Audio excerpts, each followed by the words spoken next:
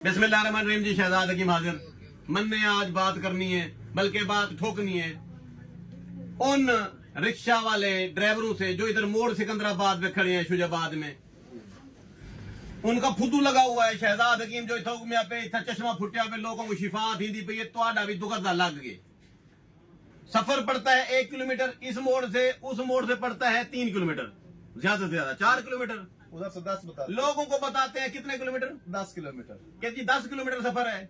किराया बढ़ाने का तो टुक्कर ना पूरा थे ना करे थी मने खुदा दी लाठी बड़ी बेआवाज है। तो सारी जिंदगी रश्का चलाना, तो सारी जिंदगी रश्का चलाना। रक्षे के पीछे शेर ही लिखा उन्हें, जिन्ना मां को सताया ना रक्षा चलाया, जिन्हें मां प्यो को सताया उन्हें रक्षा चलाया, जिन्हें शहजाद हकीम दे मरीजों को सताया उन्हें भी रक्षा चलाया। रक्षा चलाया।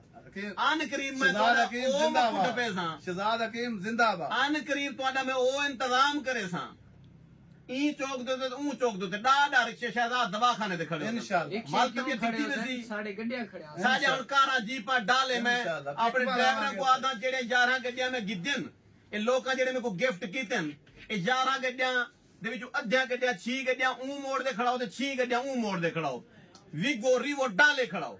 इंशाल्लाह जेड़ा मरीज आवे को मेरे डाले दे बाइज्जत तरीके नाल मेरे को घेरना होते बस वापस ही पूछा क्यों तुआडी ऐसी दी तैसी।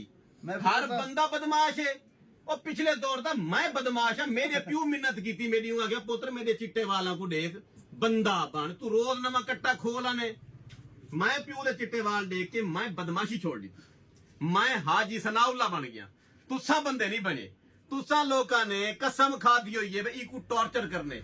कल को मैं अपने ड्राइवरों को ऑर्डर देना कि आपने रिवो डाले गड्ढो ये सीधा उसे रोड दे खड़ाओ, मेरे गुलाम वाले मरीजों को वेलकम आख्या बने, बाइज्जत घेरनी आओ ते बाइज्जत पुचा आई आओ ते बाकी रक्षा वाले जेडे ब्लैकमेलर हैं ये जेडे ढेर टी टा कर इन्हें उतु चढ़ाई बनो डाल है कदो तू चढ़सी ये ठीक थी वैसे अगर दे मेरे आमले वाले मरीजों को वेलकम नहीं आख से ने इना दा जेड़ा किबला है ठीक थी वैसे ओके शहजाद जिंदाबाद। अगर से तो आपको प्रोटोकॉल मिल इंशाल्लाह बेफिक्र थी। ओके हो गया।